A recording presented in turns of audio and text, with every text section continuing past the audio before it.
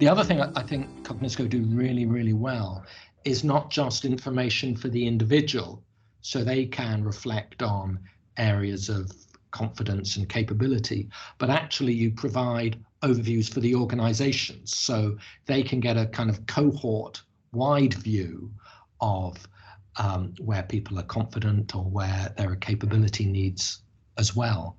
And I know, because we've talked about it before, there's a 30, 50, 20 element which can often come across in that organization-wide reporting. Could you say a little bit about that? Sure. So over many years, 25 in fact, we've been collecting data on everyone we've ever assessed in all topics.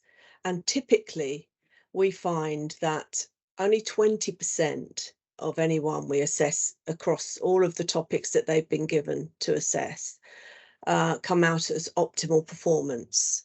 Optimal to us is somebody who's achieved the benchmark in their knowledge and understanding score, as well as high confidence.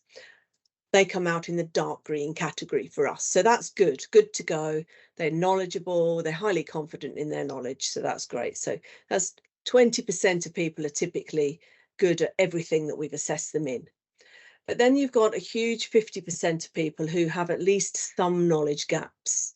And even regardless of confidence, they've got some gaps that you can mitigate those gaps quite reasonably well with some further training, some e-learning courses. Maybe we'll link to a learning management system directly from their report. Because what we're trying to do is help organisations make best use of their current resources. So we'll link to their learning management system directly, and then they've got a targeted focus piece of development.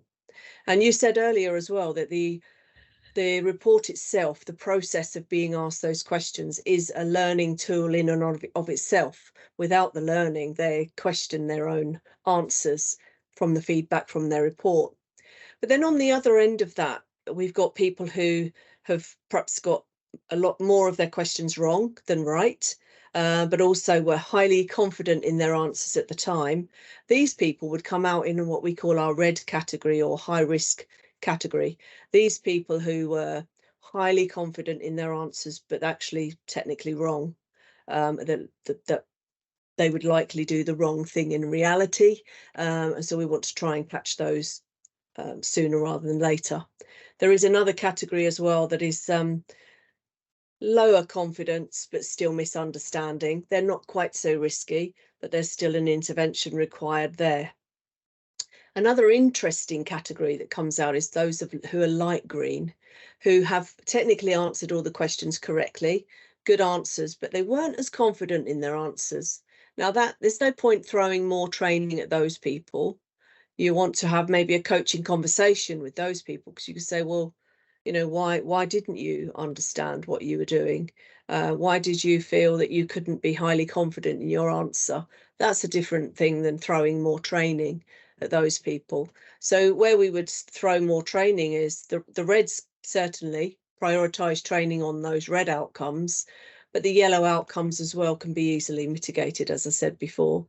But we found that 30% of our people have at least one risk or misplaced confidence on any one or more topics that we've assessed them on, which is quite remarkable that there are so many risk gaps there.